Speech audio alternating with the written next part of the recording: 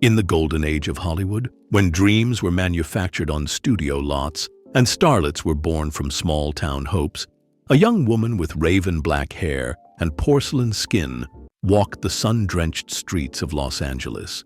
She carried with her the same aspirations that drew thousands to the City of Angels, to see her name in lights, to grace the silver screen, to transform from ordinary to extraordinary. Her name was Elizabeth Short, though the world would remember her by a different title entirely, one born not from her dreams, but from the darkness that consumed them. This is not merely the story of a crime that shocked a nation, but the story of a young woman whose life deserves to be remembered beyond the brutal circumstances of her death.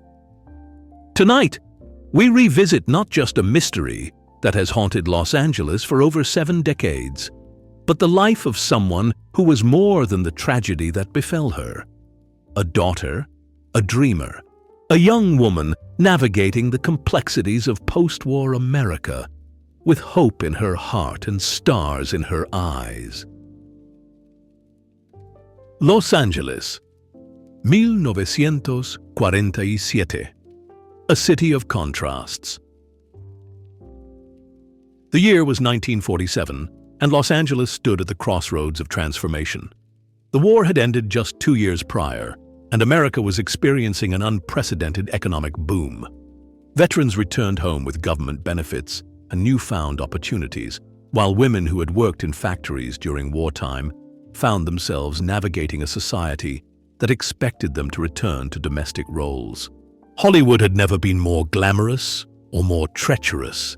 The studio system was at its peak, with moguls like Louis B. Mayer and Jack Warner wielding enormous power over the careers and lives of their contracted stars. Yet, beneath the glittering facade lay a darker reality, a world of casting couches, broken promises, and young hopefuls who arrived by the thousands, only to find that fame was far more elusive than the movies suggested.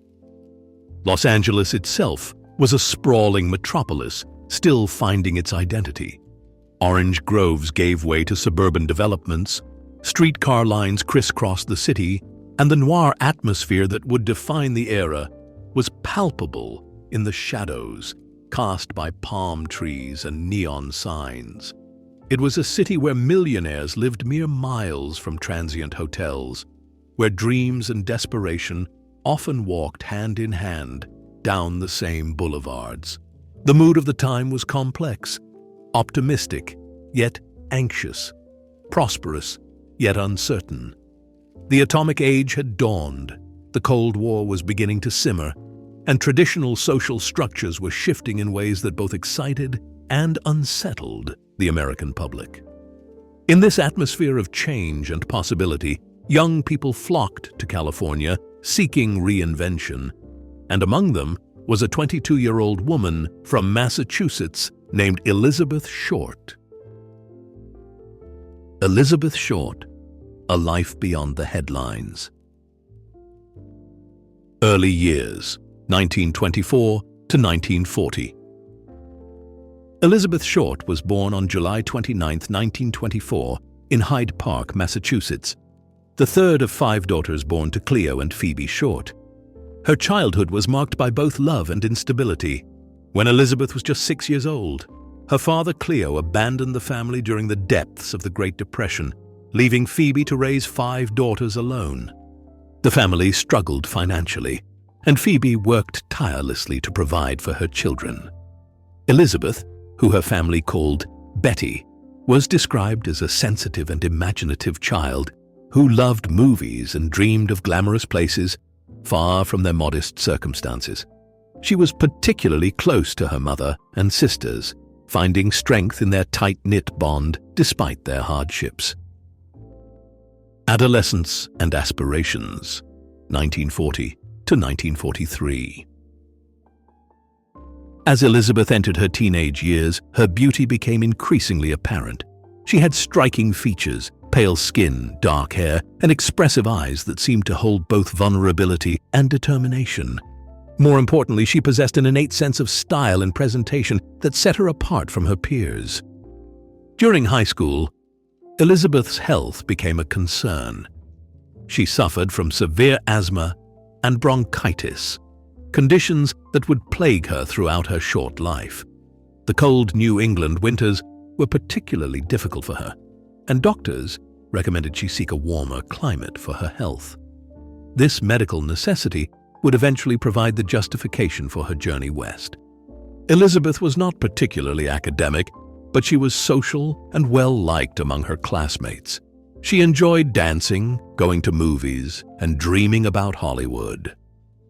Like many young women of her generation, she was influenced by the glamour of film stars like Rita Hayworth and Veronica Lake, and she began to envision a life beyond the constraints of her small-town existence.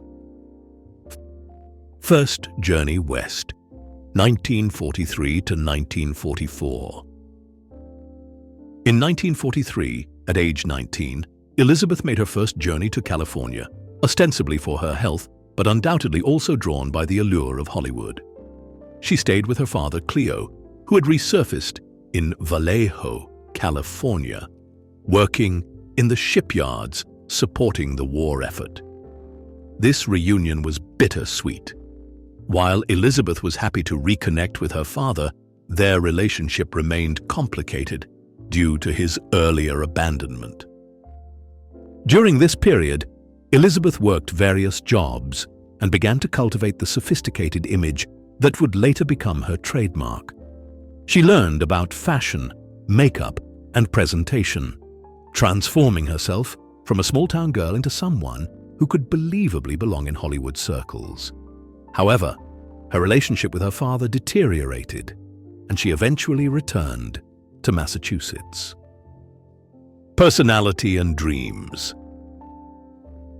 Those who knew Elizabeth described her as charming but mysterious, friendly yet guarded about her personal life. She had a tendency to embellish stories about herself, creating romantic narratives about her background and experiences. This wasn't unusual for aspiring actresses of the era. Reinvention was part of the Hollywood mystique, and many young women crafted more glamorous personas to help them fit into the entertainment world. Elizabeth was known for her distinctive style. She favored black clothing, which was unusual for young women of the 1940s who typically wore lighter colors. Her preference for black gave her a sophisticated film noir appearance that was both striking and memorable. She took great care with her appearance, always immaculately groomed and elegantly dressed despite her limited financial means. Her dreams were those shared by countless young women of her generation: to become a movie star, to live a life of glamour and excitement, to escape the limitations of her modest background. She studied acting, took dance lessons, and networked within Hollywood circles, always hoping for the break that would launch her career. While she never achieved significant success in entertainment, she maintained her optimism and continued pursuing her dreams until the end. Challenges and struggles. Elizabeth's journey was not without significant challenges. Her health problems continued to affect her, requiring ongoing medical attention she often couldn't afford.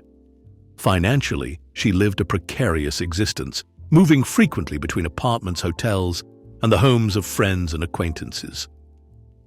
She worked sporadically in various jobs, waitressing, working in stores, and taking on small roles when available. Perhaps more challenging was the emotional toll of constant rejection and uncertainty. The entertainment industry was notoriously difficult, particularly for young women without connections or financial backing. Elizabeth faced the same struggles as thousands of other aspiring actresses: endless auditions, broken promises, and the constant pressure to maintain appearances while living on the edge of poverty. She also struggled with relationships. Elizabeth had several romantic involvements, some more serious than others, but none provided the stability or happiness she sought. Her tendency to romanticize relationships and create elaborate stories about her life may have been both a coping mechanism and a barrier to forming genuine connections with others.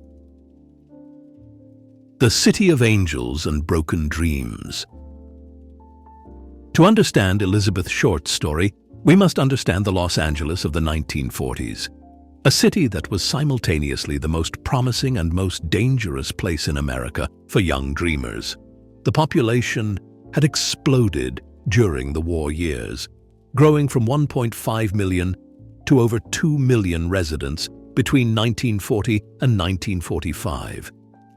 This rapid growth created a transient society where people could reinvent themselves but also easily disappear. Hollywood was the undisputed capital of American entertainment, producing the films that shaped global culture and created new forms of celebrity. The major studios, MGM, Paramount, Warner Brothers, RKO, and 20th Century Fox, operated like feudal kingdoms with absolute power over their contracted stars.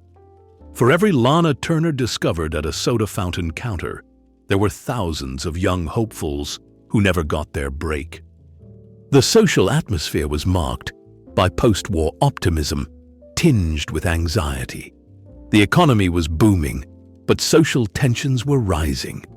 The House Un-American Activities Committee was beginning its investigation of communist influence in Hollywood. Veterans were returning home to find a changed society, and women who had gained independence during the war were navigating new expectations and limitations. Los Angeles geography itself contributed to the isolation many young people felt. Unlike eastern cities with their dense neighborhoods and established communities, LA was sprawling and car-dependent. People could live entirely anonymous lives, moving between different social circles without anyone maintaining a complete picture of their activities or whereabouts. The entertainment district stretched from Hollywood Boulevard down to the downtown area, encompassing nightclubs, restaurants, theaters, and the cheap hotels where many aspiring performers lived. This was Elizabeth's world in 1946 and early 1947. A glittering but dangerous landscape where success seemed always just within reach, but genuine security remained elusive. Elizabeth's final months, late 1946 to January 1947. Elizabeth's final return to California in late 1946 was marked by renewed optimism. She had spent time in Florida and Chicago, working various jobs and maintaining correspondence with several men, including servicemen she had met during the war. Her letters from this period show someone who remained hopeful about her future despite ongoing struggles.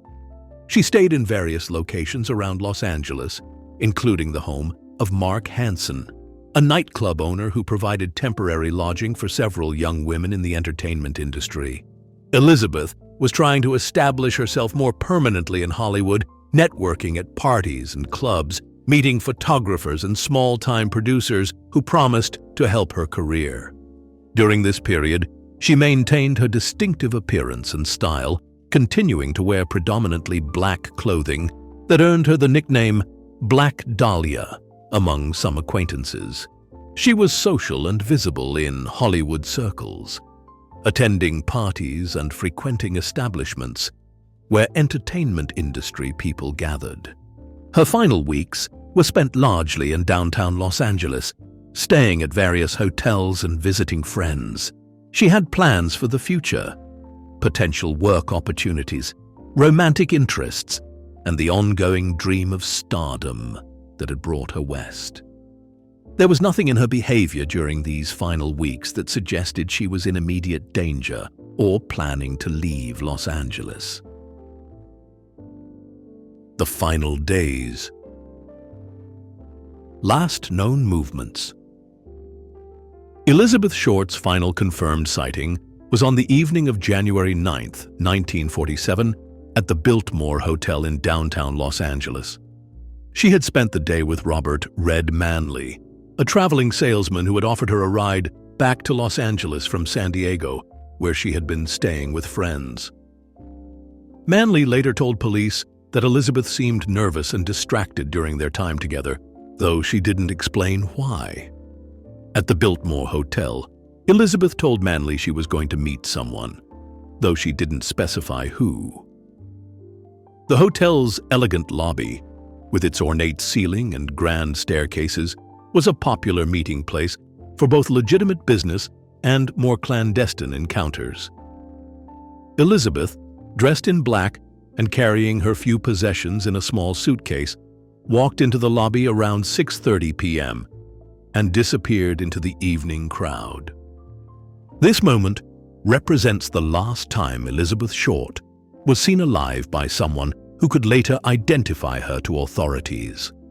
What happened in the following 6 days remains one of the most enduring mysteries in American criminal history. She seemed to vanish completely, leaving no trace of her activities or whereabouts during this crucial period. The discovery.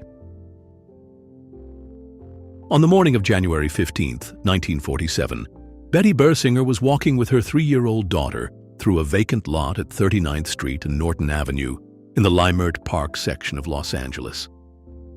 The area was a middle-class neighborhood of well-maintained homes and tree-lined streets, not the kind of place where one would expect to encounter violence. At first, Mrs. Bersinger thought she saw a discarded store mannequin in the weeds. The pale, motionless form was positioned in such a way that it seemed artificial, almost posed.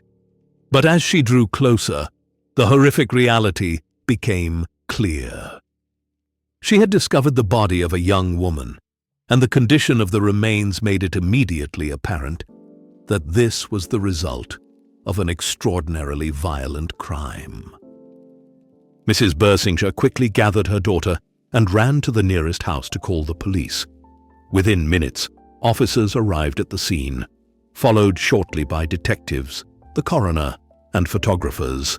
What they found would shock even experienced law enforcement officials and establish this case as one of the most notorious crimes in Los Angeles history.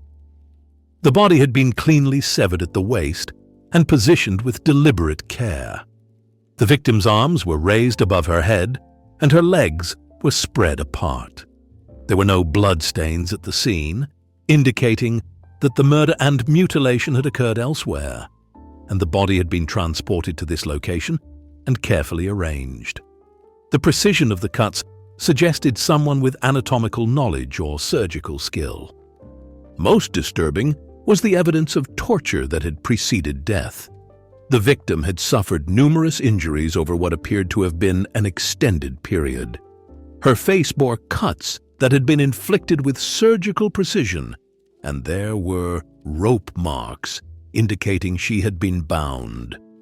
The level of violence was extraordinary, even by the standards of homicide detectives who had seen the worst of human cruelty. Despite the condition of the body, fingerprinting was possible, and the FBI was able to identify the victim within hours. Elizabeth Short's fingerprints were on file because she had been arrested in 1943 on a minor charge in Santa Barbara. When her identity was confirmed, the investigation into what would become known as the Black Dahlia murder officially began. The investigation, a city consumed by mystery. The Black Dahlia investigation became the largest in Los Angeles Police Department history at that time. Over 750 investigators worked on the case, interviewing more than 150 suspects and following up on over 3,000 tips from the public. The LAPD established a special task force dedicated solely to solving Elizabeth Short's murder, and the FBI provided assistance with forensic analysis and interstate coordination. From the beginning, the investigation was complicated by intense media attention.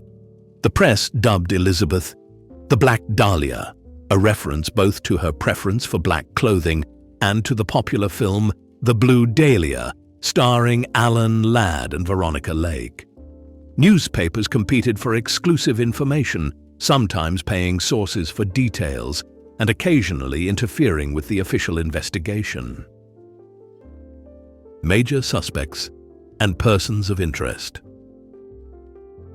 Robert "Red" Manley. The traveling salesman who gave Elizabeth her final ride to Los Angeles was naturally the first major suspect. Manley was a married man who had met Elizabeth in San Diego and offered to drive her back to LA. He willingly submitted to police questioning and passed multiple polygraph tests, but his nervous demeanor and the fact that he was among the last to see Elizabeth alive kept him under suspicion for months. Eventually, investigators concluded he was not involved in the crime, though some conspiracy theorists continued to question his role. Dr. George Hill Hodel. Decades after the original investigation, Dr. George Hodel became a prominent suspect through the work of his own son, former LAPD detective Steve Hodel.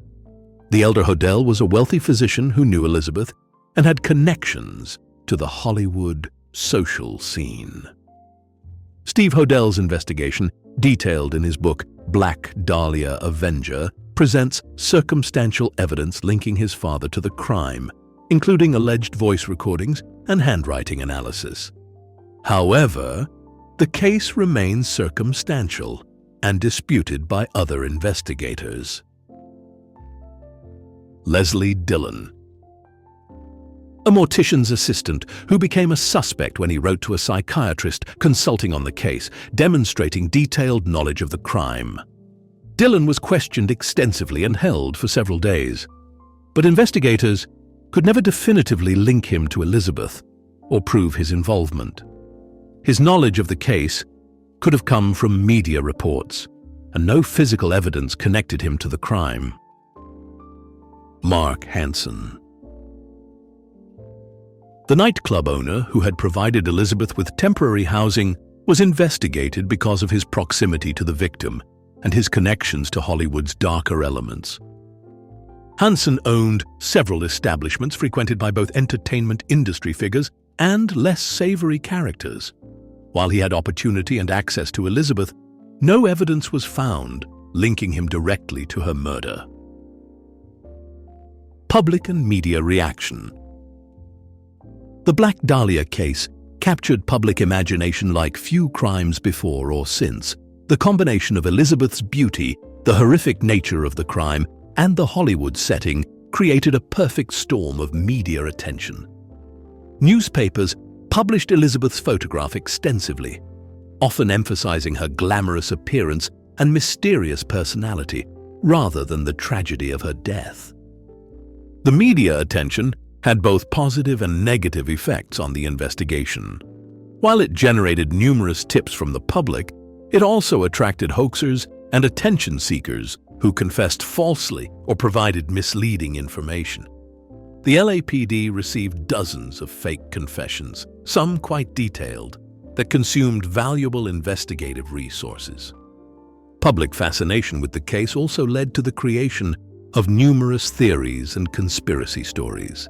Some focused on Elizabeth's personal life, often in ways that unfairly blamed her for her fate. Others speculated about connections to organized crime, Hollywood corruption, or elaborate cover-ups involving prominent figures.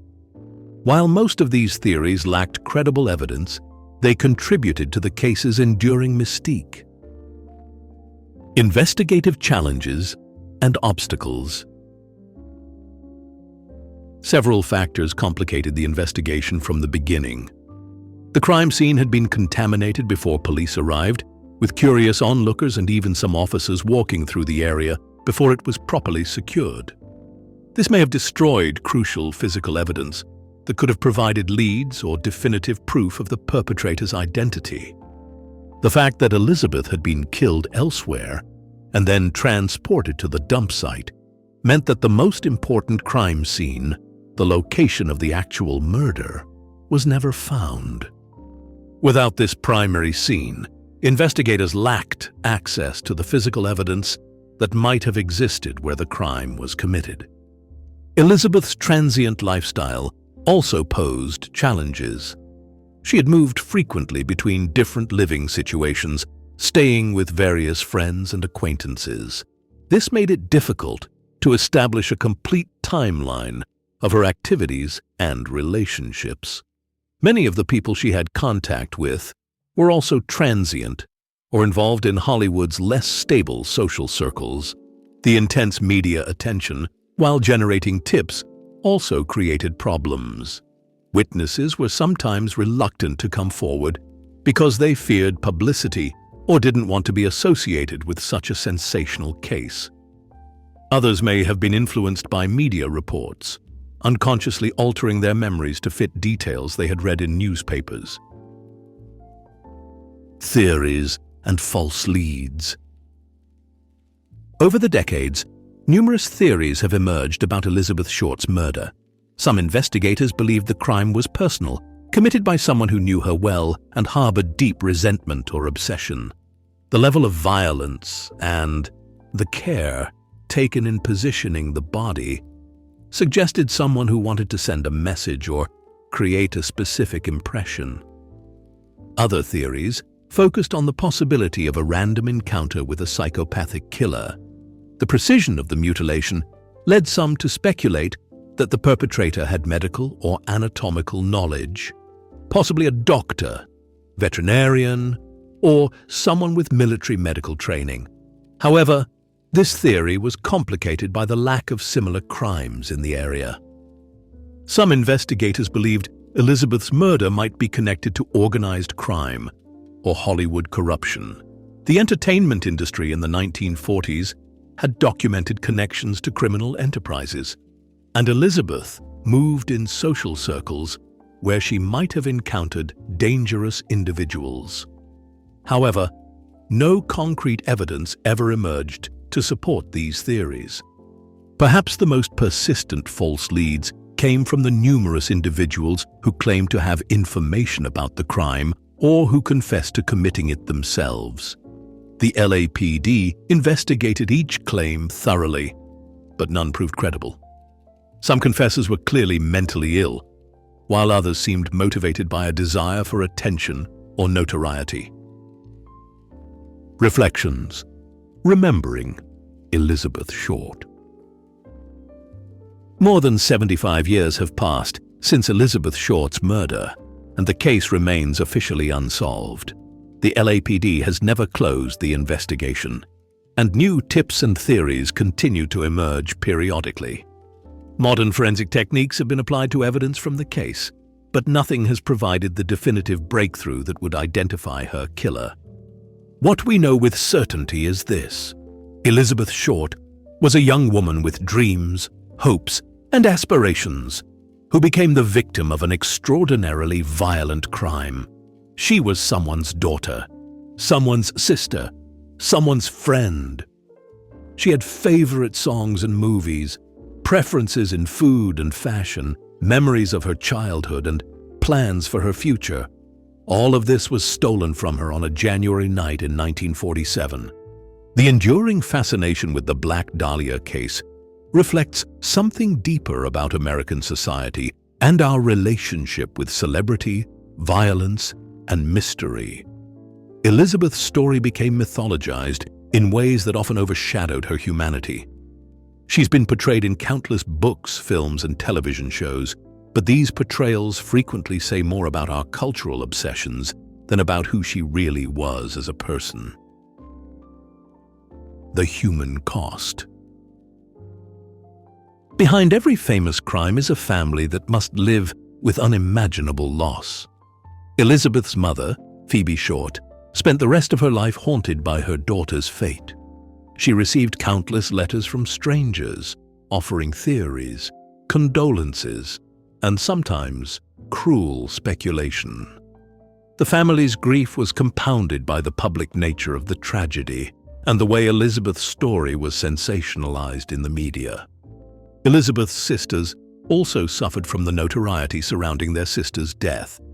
They found themselves constantly reminded of the tragedy, unable to grieve privately or remember Elizabeth simply as their beloved sister, rather than as the victim of a famous crime. The impact on families of murder victims is often overlooked in our fascination with the details of the crimes themselves. Society and justice. The Black Dahlia case occurred during a time of significant social change in America. Post-war society was grappling with new freedoms and opportunities for women, but also with persistent dangers and inequalities. Elizabeth's story reflects the precarious position of young women seeking independence and success in a world that often viewed them as expendable. The investigation itself reveals both the capabilities and limitations of mid-20th century law enforcement. While the LAPD mounted an extensive investigation using the best techniques available at the time, they lacked many of the forensic tools that might be decisive today. DNA analysis, advanced fingerprint databases, and sophisticated criminal profiling were decades in the future. Perhaps most significantly, Elizabeth's case highlights the ongoing challenge of violence against women.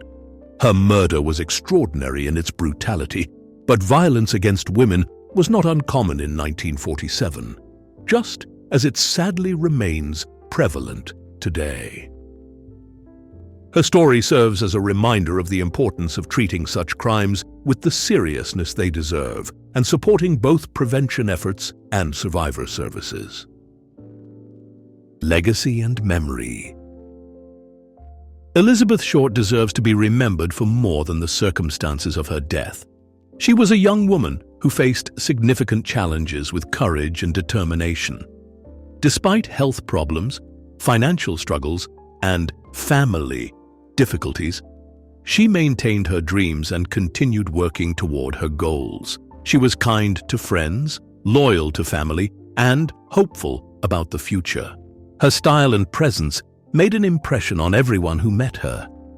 People remembered her elegance, her mysterious quality, and her distinctive appearance. She had transformed herself from a small-town girl into someone who could move confidently through Hollywood social circles, a remarkable achievement for someone with her limited resources and background. Most importantly, Elizabeth Short represents the dreams and aspirations of countless young people who have sought opportunities in America's cities. Her story is both unique and universal. The story of someone seeking a better life, chasing dreams that seemed within reach, and believing that persistence and hope would eventually lead to success. In remembering Elizabeth Short, we honor not just her memory, but the memory of all those whose stories end too soon, whose dreams remain unfulfilled, and whose lives remind us of both human vulnerability and human resilience. The search for Elizabeth Short's killer continues, carried forward by dedicated investigators, amateur researchers, and those who believe that justice, however delayed, remains important. New technologies may yet provide answers that seemed impossible in 1947, but regardless of whether her case is ever solved, Elizabeth Short's life and death continue to resonate because they speak to fundamental questions about safety, justice, and the value we place on each individual life.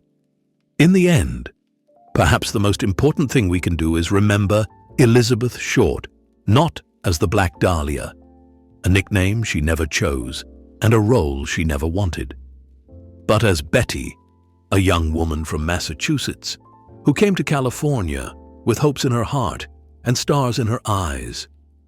She deserved better than what befell her, and her memory deserves better than to be defined solely by tragedy. Tonight, as we close this chapter, we think not of the darkness that claimed her, but of the light she brought to the world during her 22 years of life. We remember her dreams, her determination, and her humanity. We honor her memory by refusing to let her story be consumed by the sensational circumstances of her death, choosing instead to celebrate the person she was and the life she lived. Rest in peace, Elizabeth Short. July 29th, 1924, January 15th, 1947. Good night.